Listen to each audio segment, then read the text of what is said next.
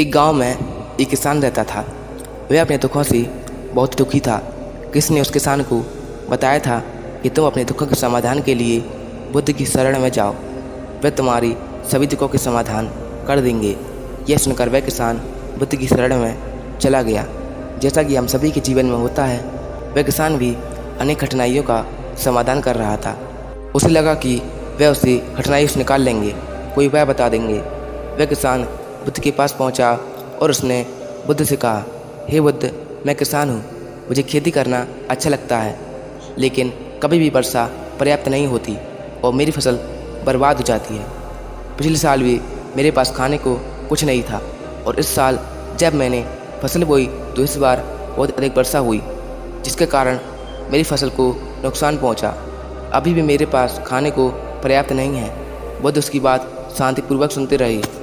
किसान ने कहा, मैं विवाहित हूँ, मेरी पत्नी मेरा ध्यान रखती है, मैं उससे प्रेम करता हूँ, लेकिन कभी कभी वह मुझे परेशान भी कर देती है। कभी कभी मुझे लगता है कि मैं उससे परेशान हो गया हूँ और कभी मुझे लगता है कि मैं भी मेरे जीवन में ना होती तो अच्छा होता।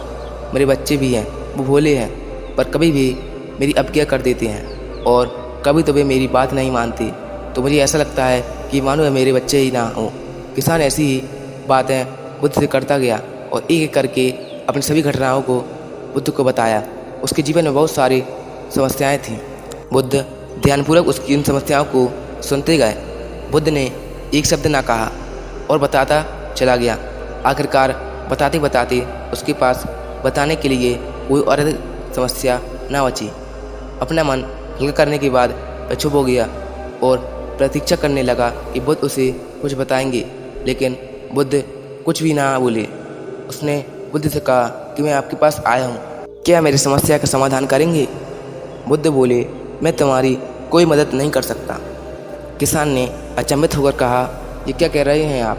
सभी कहती हैं कि आप सभी के दुखों का निवारण कर देते हैं, तो क्या आप मेरे दुखों का निवारण नहीं करेंगे?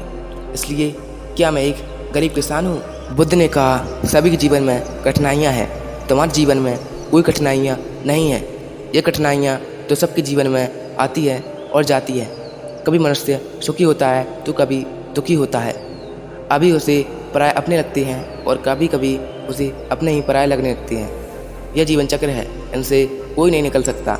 वास्तविकता यह है कि हम सबके जीवन में 83 कठिनाइयाँ हैं। मेरा, तुम्हारा और यहाँ उपस्थित हर व्यक्ति का जीवन समस्याओं से ग्रसित है। तुम इन 83 समस्याओं का समाधान नहीं कर सकते, कोई नहीं कर सकता। मैं भी तुम्हारे इन समस्याओं का समाधान नहीं कर सकता। यदि तुम कठोर कर्म करो, उनमें से किसी एक का उपाय भी कर लो, तो उसके स्थान पर एक नई समस्या खड़ी हो जाएगी। जीवन का कोई भरोसा नहीं है। एक दिन जिन्हें तुम चाहते हो वह तुम्हें छोड़ देंगे और चले जाएंगे, और एक दिन यह जीवन भी तुम्हें छोड़ देगा और तुम भी यहाँ से चले जाओगे। जीवन का भरोसा नहीं है। एक दिन तुम्हारे प्रियजन चल बसेंगे और तुम भी चल बसोगे। समस्याएं सदा वैसी ही बनी रहेंगी। आज भी वैसी ही समस्याएं जैसी कि 100 साल पहले थी या 1000 साल पहले थी।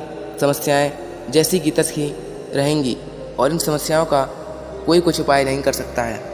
तब बुद्ध जी कहते हैं कि हमें ज़िंदगी में कभी भी हार नहीं मानना चाहिए।